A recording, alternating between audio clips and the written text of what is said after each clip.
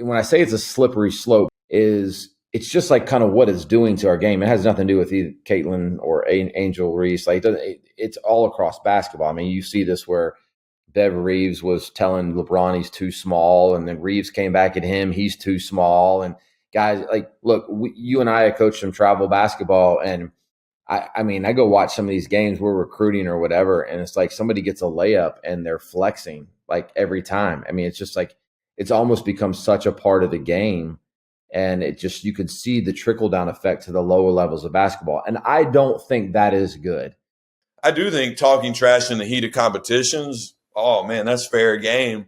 And then after the game, there's an element that I think all competitors, you want to see people go up and shake hands. You see these UFC fighters try to kill each other and then they'll hug it out afterwards. There's an element to, like, when the competition's over, hey, let's show our respects. Look, basketball was created. If you actually go back to the initial statement of why James Naismith created it, I mean, it's a pretty interesting concept of why he created it. It was for a lot of goodness. And I think there's some parts of it that are getting far from that. I think there's parts of it that are, it's becoming so much of a show that are we taking the best lessons basketball has to offer and putting those into our young people? And that's where I think the slippery slope is look, have I trash talk? Yes. Have we all trash talk? Probably so. It gets a little bit hot, gets a little bit heated. People go back and forth. I think that's part of the game. I get all of that. I have no problem, no issues with any of that.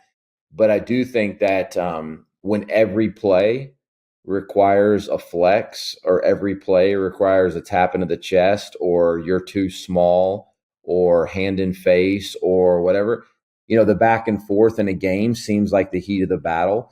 Don't always love that too. I mean, I love players that just kind of keep their mouth shut and go get work done and go find a way to win, and they let their playing do the talk.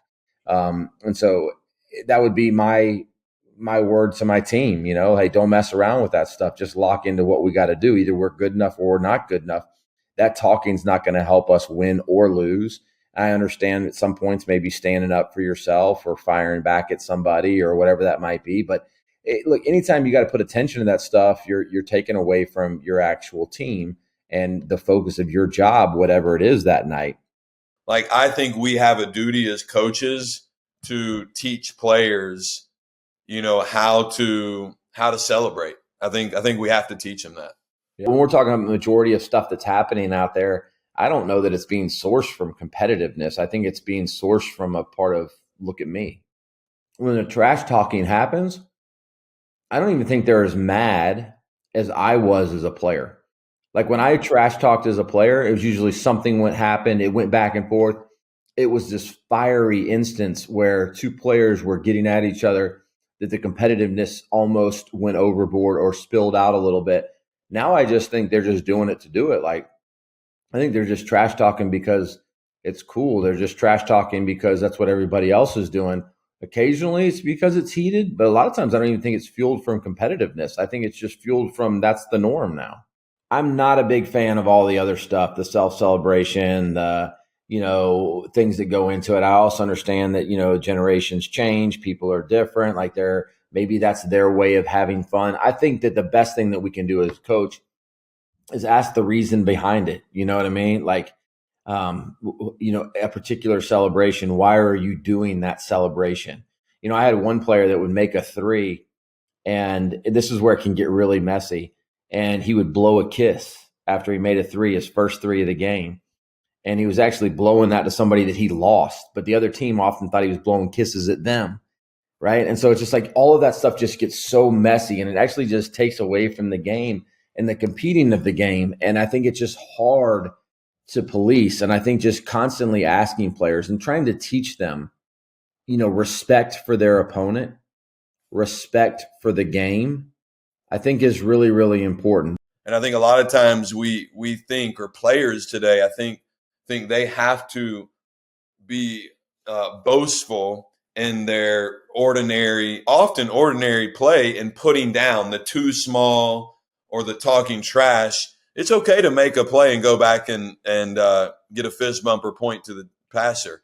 Or like when a player hits a three and is doing the three to the head, and all they did, TJ, was catch and shoot.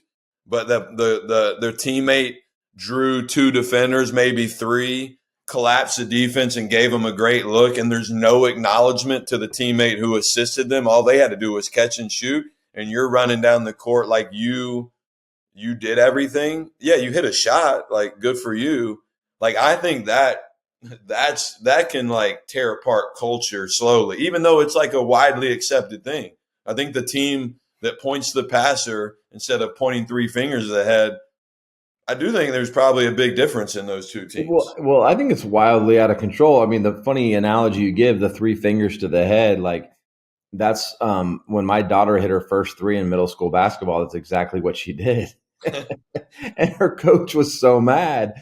You had the varsity coach up in the stands was laughing because I think he just knew, it's like 6th grade girl, like whatever. The coach was mad because didn't want him showing off or doing whatever. And then when I asked her, she's got no context. She's been watching some YouTube videos of kids doing this. And so she's like, yeah, I just do the 3 to the head. Like, and so like, that's how out of control it's gotten. It's like, that was just normal to her. Like she's just been watching YouTube videos and thought, yeah, everybody celebrates a 3. Everybody does that, and then you got to go into this conversation. Well, here's what it actually means. Here's why you don't want to do it, and even as a joke, before games, I mean, she'll ask me, hey, can I flex on somebody? I'm like, no, we're not flexing on people. You're a 7th grade girl. You're not flexing on people. But the idea that she's just even asking those questions, joking about it, or put 3 to the head, like I know she doesn't know what she's doing or talking about. She's just seen it.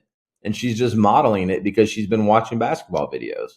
I'm in big favor of helping players to understand what they're doing means, and then to make the choice whether they think that's right or wrong. I think that's part of growing people up and saying, hey, listen, do you want to be a player of respect? Do you want to be respected because of your game and give respect back to somebody? Or do you want to be respected for your trash talk? Do you want to be respected for, I think that's just putting that into context for them, because I actually think most kids prefer to be respected for their game. Most kids prefer to respect their opponent because of their game, but they've grown up in a different norm. They're seeing a different example.